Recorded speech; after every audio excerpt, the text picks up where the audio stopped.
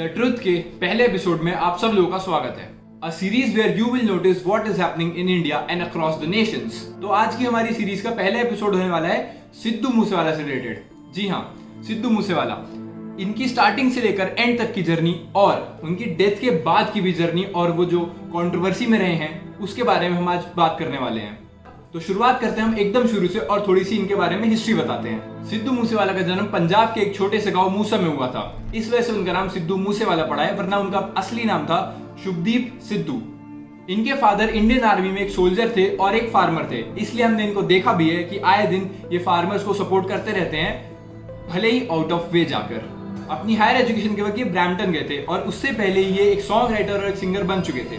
लेकिन वहां जाने के बाद इनका दूसरा गाना आया सो हाई गाना आने के बाद रातों रात सिद्धू मूसेवाले को स्टार बना दिया गया। सो हाई गाना बहुत ज्यादा फेमस हो गया और सिद्धू मूसेवाला हर इंसान की गाड़ियों में बजने लगा।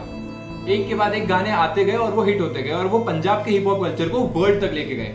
मगर 29 में 2022 को जब वो अपने ही गांव में अपनी ही गाड़ी में ड्राइव कर रहे थे, तब उनकी 30 गोली मारकर हत्या कर दी गई। इनकी हत्या होने के बाद कई सारे सवाल उठे। उसमें से सबसे पहला सवाल ये था कि पंजाब सरकार ने कुछ समय पहले ही इनकी सिक्योरिटी हटाई थी, ये कहते हुए कि हम वीआईपी कल्चर को खत्म करना चाहते हैं। सिक्योरिटी हटाने के अगले ही दिन सिद्धू मूसेवाला की हत्या कर दी जाती है।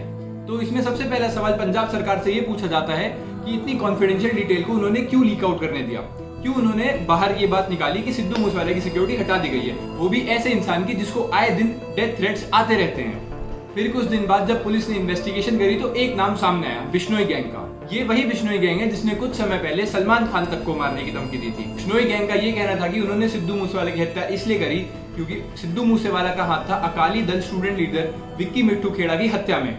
तो यहाँ तक की कहानी थी सिद्धू मूसेवाला के जन्म से उनके मरने तक की। लेकिन कंट्रोवर्सी में रहना तो उनकी हॉबी सी बन चुकी थी, तो मरने के बाद भी उनका गाना यूट्यूब से डिलीट कर दिया जाता है इंडियन गवर्नमेंट के कहने पर इंडिया में। गाना बहुत समय तक ट्रेंडिंग पे रहा फॉर ऑब्वियस रीजंस, क्योंकि मरने के बाद ही ऑडियंस को रियल वैल्यू पता चलती है किसी आर्टिस्ट की। क्या है एसवाईएल या फिर सतलुज यमुना लिंक? ये एक प्रोजेक्ट है जो ऑफर करता है sharing of water between Punjab and Haryana. ये इनॉग्रेट किया गया था उस समय की प्राइम मिनिस्टर श्रीमती इंदिरा गांधी जी द्वारा। चलिए वापस आते हैं गाने पर और ये जानने की कोशिश करते हैं कि कैसे 80s और 90s के दशक का पॉलिटिकल मैटर आज के टाइम पे यूथ को कैसे मैनिपुलेट कर रहा है और किस तरीके से वो इतना कंट्रोवर्शियल है।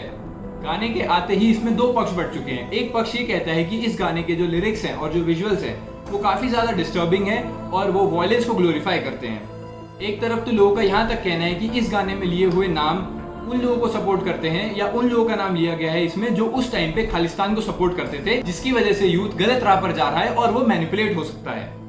इस गाने में एक लिरिक्स तो यहाँ तक कह देती है कि जे ना तले फिर मुड़ बलविंदर जटना आयु, जो कि रेफर करती है बलविंदर जटना से, जिसने 2 इंजीनियर्स को मारा था एसवाईएल के, वो भी 1990 में चंडीगढ़ में। तो वही दूसरी तरफ कुछ लोग इस गाने को डिफेंड कर रहे हैं। मैं उनकी बात नहीं करूंगा जो लोग अंध फैंस बने हुए हैं सिद्धू मूसेवाला के, मैं बस उनकी बात करूंगा जो इस चीज को विद फैक्ट्स डिफेंड करने की कोशिश कर रहे हैं। उनका यह कहना है कि पंजाब में उस समय पानी की काफी ज्यादा कमी थी और जो भी करा बलविंदर जटना ने वो पंजाब के हित के लिए किया। चलो मान लिया कि पंजाब के हित के लिए था वो चीज, मगर उसमें सिद्धू मूसेवाला का और इस गाने का क्या मतलब था? Now it's time for my opinion, as if it matters, but still कुछ बातें हैं जो मैं कहना चाहूंगा, जिसमें से सबसे पहली बात यह है कि this was not the right time to release such a controversial song. Sidhu Moosewala की टीम और उनके पेरेंट्स को यह ध्यान देना चाहिए था कि ये बिल्कुल भी सही समय नहीं है इतने कंट्रोवर्शियल गाने को ड्रॉप करने का। अभी अभी जब जो उसके फैंस नहीं भी थे वो भी उसके फैंस धीरे धीरे बनते जा रहे थे because of the sympathy he had, क्योंकि बहुत ही सीरियस इशू हुआ था।